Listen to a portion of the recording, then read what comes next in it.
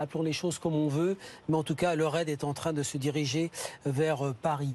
Pour ce qui concerne le Stade de France, donc autre site où se passent ce soir des événements déjà dramatiques, les explosions ont eu lieu au niveau des portes D et des portes H.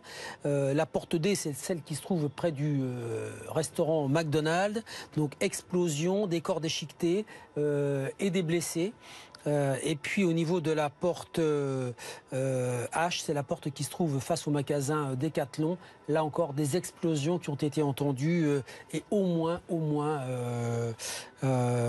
des blessés. Nous sommes en direct avec Louis.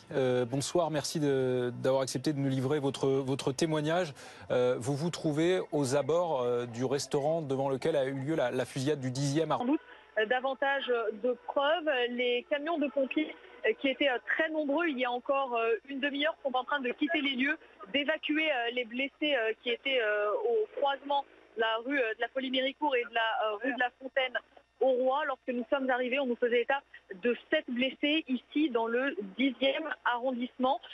Les tireurs sont toujours en fuite, ce qui explique que la police demande de reculer toujours davantage, qu'elle étende le périmètre de sécurité. Il y a des endroits principaux. D'abord, le 10e arrondissement, ce restaurant Le Petit Cambodge devant lequel a eu lieu une fusillade, plusieurs dizaines, voire centaines de coups de feu tirés, des rafales. On parle de Kalachnikov. Les auteurs, les auteurs qui n'auraient pas été appréhendés, ce qui explique les forces de police en renfort toujours plus important. Voilà pour le 10e arrondissement. Le 11e arrondissement, cette fois, on nous parle d'une fusillade et d'une prise d'otage à l'intérieur du Bataclan actuellement.